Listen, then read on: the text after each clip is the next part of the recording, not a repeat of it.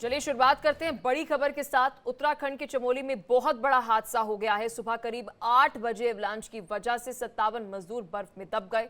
घटना चमोली के माना गांव में हुई है। बॉर्डर रोड ऑर्गेनाइजेशन यानी BRO की टीम ने चमोली बद्रीनाथ हाईवे पर बर्फ हटाने का काम कर रही थी।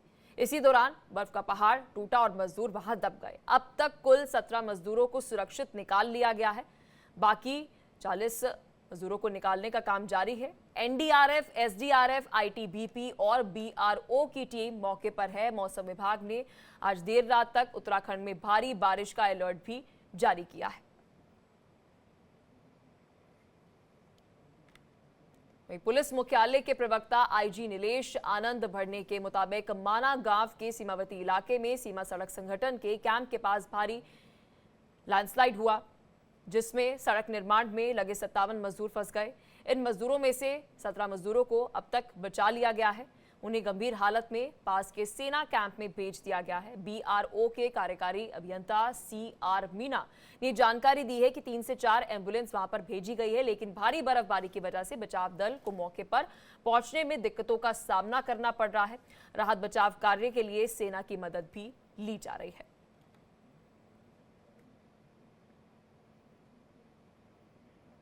माना और माना पास के बीच में एक अवलांच की सूचना प्राप्त हुई है, जहां BRO एजेंसी के अराउंड 57 लेबर्स काम करते हैं बर्फ़ हटाने का। वो कैंप्ड थे वहां पे और हमारी जो टीम्स हैं वो मोबिलाइज हो गई हैं। आर्मी, ITBP, SDRF और एडमिनिस्ट्रेशन की टीम।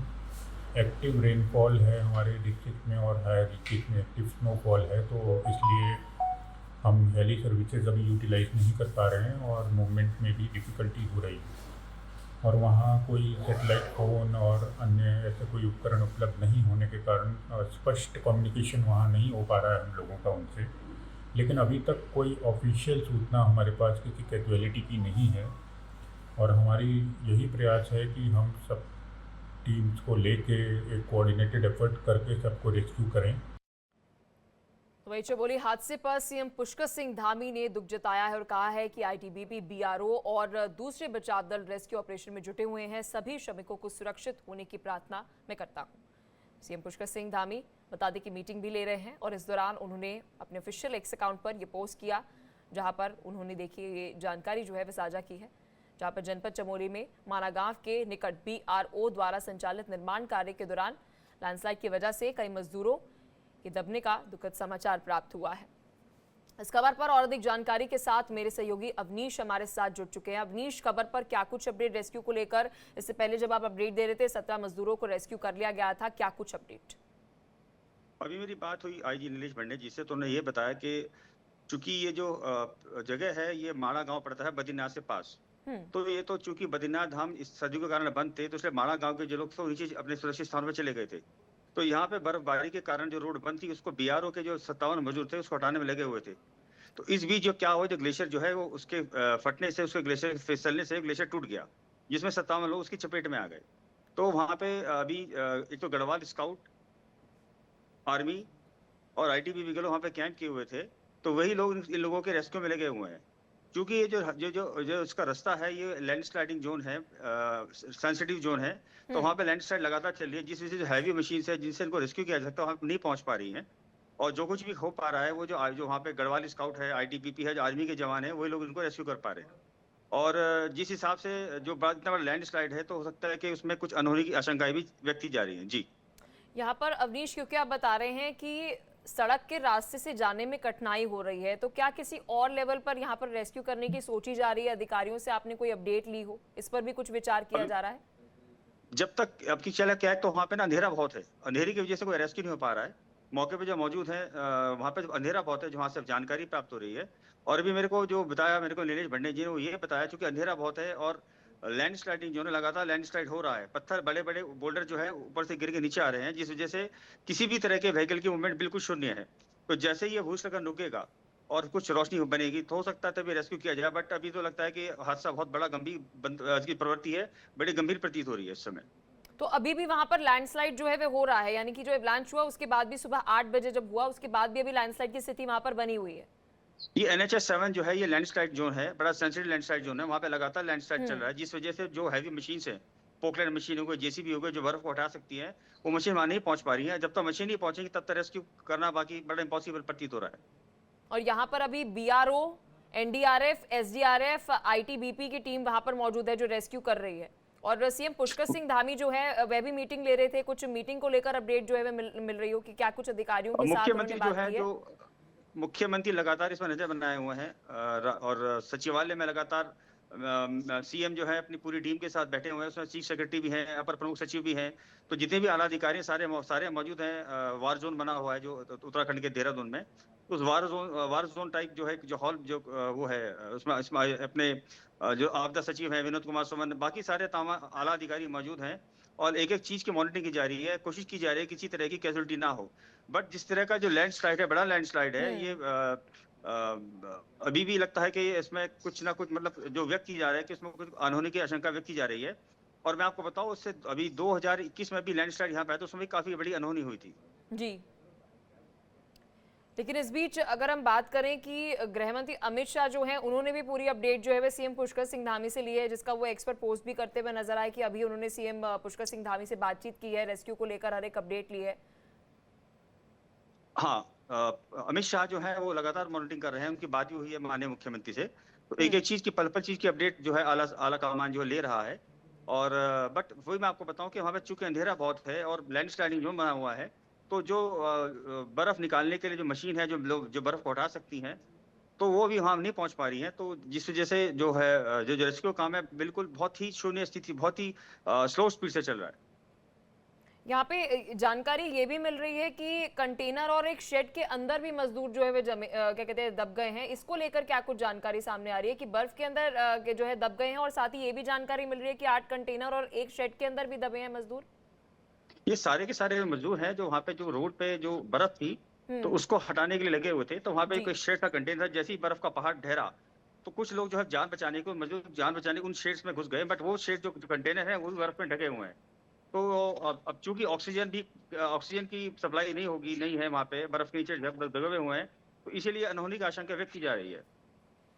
और अभी अगर अपडेट की बात करें कि आगे एक्शन प्लान जो है वो क्या कुछ नजर आ रहा है, क्योंकि आप बता रहे हैं अभी जो इसमें रेस्क्यू में बड़ी प्रॉब्लम आ रही है वो इसमें एक तो अंधेरा आप बता रहे हैं और दूसरी की सड़क मार्ग से जा नहीं पा रहे हैं वहां पर, तो क्या नेक्स्ट एक्शन प्लान क्या कुछ है? क्योंकि एनडीआरएफ, एसडीआरएफ की टीम के साथ सीएम पुष्कर सिंह धामी ने बैठक ली है और साथ ही गृह मंत्री अमित शाह ने भी पूरी अपडेट जो है वह इस पूरे हादसे को लेकर जो है, ब्रांच को लेकर जो है वह ली है। कोई एक्शन प्लान को लेकर किसी अधिकारी से कुछ जानकारी मिल रही हो अवनीश?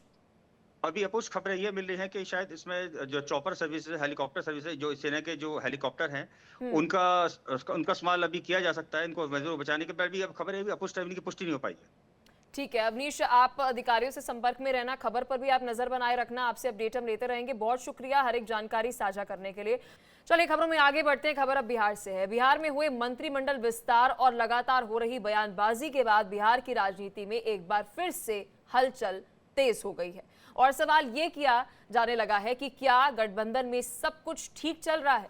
ये सवाल एक और घटना के बाद बड़ा हो गया है। सीएम नीतीश कुमार ने जितन राम मांझी के मंच पर सिर्फ 15 सेकंड में अपना भाषण खत्म कर दिया, ये यूं कहें कि अपना संबोधन खत्म कर दिया, जिसके बाद कहा जा रहा है कि दोनों के बीच दूरियां बढ़ गई हैं।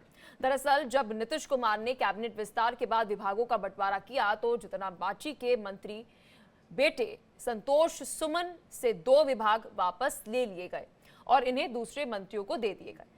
संतोष सुमन के पास 3 विभाग थे, अब उनके पास केवल लघु जल संसाधन विभाग बचा हुआ है। इसके बाद नीतीश कुमार आज हिंदुस्तानी अवाम मोर्चा के मुखिया जितनराम मांझी के कार्यक्रम दलित समागम में शामिल हुए और पटना के गांधी मैदान में आयोजित ये हुआ था, जिसमें नीतीश आए तो लेकिन महज 15 सेकंड के लिए उन्होंने संबोधन किया और धन्यवाद करके चलते बने। अब सीएम नीतीश ने अपने 15 सेकंड के इस भाषण को लेकर दलित समागम के लिए आयोजकों को बधाई दी। उन्होंने कहा, मैं आप सबका नमन करता हूं, आज पार्टी की मीटिंग हो रही है तो उसके लिए बधाई, मुझे जानकारी मिली तो उसके लिए सभी को बधाई देने आया हूं। इन्हीं शब्दों के साथ आपको बधाई देकर मैं अपनी बात समाप्त करता हूं। इसके बाद वो कार्यक्रम से वापस चले गए और सीएम नीतीश कुमार का दलित समागम में पहुंचकर कुछ ही देर में चले जाने के बाद सवाल उठ रहे हैं कि क्या गठबंधन में सब कुछ ठीक नहीं है।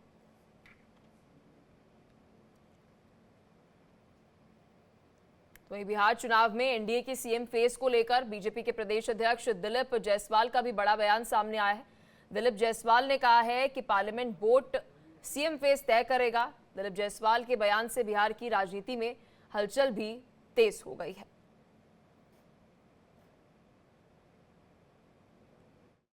आज मैंने एक व्यक्ति एक पद जो भारतीय जनता पार्टी का सिद्धांत है, उस भारतीय जनता पार्टी के सिद्धांत के अनुसार हमने एक व्यक्ति एक पद मानते हुए राजस्व मंत्री के पद से इस्तीफा दिया है। मैंने प्रयास किया ईमानदारी से राजस्व विभाग को अच्छे तरीके से। चलिए इसी खबर पर और अधिक अपडेट के साथ और पूरे एनालिसिस के साथ मेरे सहयोगी आशीष सिन्हा हमारे साथ जुड़ चुके हैं। आशीष, ये कहना गलत नहीं होगा, एक बार फिर से बिहार की सियासत में हलचल तेज हो गई और कारण है नीतीश कुमार। देखिए, जाहिर तौर पर और मुझे लगता है कि ये भारतीय अगर किसी भी राजनीतिक इतिहास में देखा जाए तो ये सबसे कम समय जो दिया गया है किसी भी समागम में। इतना बड़ा समागम बुलाया गया था जीतन राम मांझी की तरफ से। 2.5 मिनट के लिए मुख्यमंत्री वहां पर आते हैं, 15 सेकंड वो वहां पर मंच पे रहते हैं, बधाई देते हैं और उसके बाद निकल जाते हैं। 2 दिन पहले ही उनके बेटे से 2 विभागों को लिया जाता है। हालांकि जीतन राम मांझी उसके बाद जरूर मुख्यमंत्री की तारीफ करते हुए, नीतीश कुमार की तारीफ करते हुए कहते हैं कि मुख्यमंत्री आए, उन्होंने अपना प्यार जताया, लेकिन केवल 2.5 मिनट के लिए आए। इसको लेकर बिहार में अब चर्चाएं शुरू होने लगी हैं कि क्या वाकई नीतीश कुमार ने जीतन राम मांझी से क्या दूरियां बनानी शुरू हो गई हैं क्या, और एनडीए में जो सब कुछ दिख रहा है ठीक है, क्या वाकई वो ठीक नहीं है क्या? ये तमाम कयास इसलिए लगाए जा रहे हैं क्योंकि आज से ठीक 7 महीने के बाद बिहार में चुनाव होने वाला है और चुनाव से पहले पार्टी को एकजुट दिखाना है। इस महागठबंधन को, यानी एनडीए की जो गठबंधन है उसको एकजुट दिखाना है और ऐसे में दलित समागम बुलाया जाता है जीतन राम मांझी की तरफ से। मंच पर उप मुख्यमंत्री रहते हैं, तमाम जो कैबिनेट मंत्री होते हैं वो मंच पर मौजूद रहते हैं। नीतीश कुमार आते हैं, 2.5 मिनट के लिए आते हैं, 15 सेकंड के लिए स्टेज पर जाते हैं और बधाई देकर वो निकल जाते हैं। जिसके बाद सियासी हलकों में जो है वो चर्चाएं तेज हैं। हालांकि अभी आरजेडी का इस पे कोई बयान नहीं आया है। देखना ये होगा कि आरजेडी की तरफ से क्या कुछ कहा जाता है, कांग्रेस की तरफ से क्या कुछ कहा जाता है और बीजेपी की तरफ से क्या कुछ कहा जाता है। हालांकि जीतन राम मांझी, लेकिन यहाँ पर आशीष हम जेस्चर पर बात कर रहे हैं, बॉडी लैंग्वेज पर भी मुझे लगता है बात करना जरूरी हो जाता है। अगर जो ये क्लिप इस वक्त हम दर्शकों को दिखा रहे हैं, इसमें बॉडी लैंग्वेज में ऐसा लग नहीं रहा है कि आपस में कुछ ठीक ना हो, मतलब दोनों वेलकमिंग नजर आ रहे हैं एक दूसरे को लेकर। इसी का नाम तो राजनीति है ना पलक। यही राजनीति कही जाती है कि दिखता कुछ और है, दिखाया कुछ और दिया जाता है और पर्दे की जो पीछे की कहानी होती है कुछ और होती है और पटकथा कोई है, कोई और लिखता है और जो उसके पीछे जो शख्स होता है, जो इस पूरे चीज को ऑपरेट करता है, यानी पूरी कहानी को ऑपरेट करता है, जिसे हम हिंदी फिल्मों में डायरेक्टर कहते हैं, वो कोई और होता है। लेकिन यहाँ पर डायरेक्टर खुद मुख्यमंत्री नीतीश कुमार थे, जिनके चेहरे के हाव भाव से तो उन्होंने कहानी और पटकथा को रिवील नहीं किया, लेकिन उनके वहां पर मौजूदगी ने और उनकी मौजूदगी तुरंत खत्म होने को, यानी 15 सेकंड में चीजों को अपने समरप करने को लेकर वो सारी बातें जो कही, तो वो कई सारी जो तस्वीरें हैं, तस्वीरें कुछ और कह रही हैं, घाव भाव कुछ और कह रहे हैं और भाषा शैली कुछ और कह रही है और राजनीति के जो जानकार हैं वो कुछ और कह रहे हैं। लेकिन सियासत में आशीष हलचल इसलिए भी तेज है क्योंकि जब एनडीए में बीजेपी नेताओं से पूछा जा रहा है कि जी सीएम फेस कौन है, तो वो कह रहे हैं जी पार्लियामेंट्री जो हमारी दिल्ली में बैठी है वो ये तय करेगी पूरी कि कौन हमारा पार्लियामेंट्री बोर्ड है कि सीएम फेस कौन होगा। लेकिन यहाँ पे तो श्योरिटी होनी चाहिए ना कि आपका सीएम फेस तो नीतीश कुमार है। नहीं, देखिए, इससे पहले भी अगर आप महायुति के अगर आप चुनाव की बात करें, महाराष्ट्र के चुनाव की बात करें, तो 3 बड़े घटक दल एनडीए, इसके अलावा एकनाथ शिंदे और अजीत पवार साहब चुनाव लड़ रहे थे। लेकिन उस चुनाव में भी कहीं भी सीएम पद का चेहरा कौन होगा वो डिक्लेयर नहीं किया गया था। अब सवाल उठता है कि क्या बिहार में भी इसी राजनीति पर, इसी स्ट्रेटेजी पर जो है वो बीजेपी चलने वाली है या नहीं है? क्योंकि अगर मौजूदा आप मंत्रिमंडल देखें तो जेडीयू के पास जितने मंत्री हैं उससे 1.5 गुने की बड़ी तादाद में बीजेपी के पास मंत्री इस समय वहां पर मौजूद है। जो 7 मंत्रियों की 2 दिन पहले शपथ हुई वो 7 मंत्री बीजेपी के थे। सीमांचल के हिस्से को साधा जा रहा है। 6 ऐसे मंत्री हैं बिहार में जो सीमांचल से आते हैं और सीमांचल वो क्षेत्र है जहां पर 60 में से 40 बहुत सीटें जो शुक्रिया आशीष, आपने विस्तार से इस खबर पर जानकारी दी और पूरा एनालिसिस दर्शकों के सामने रखा।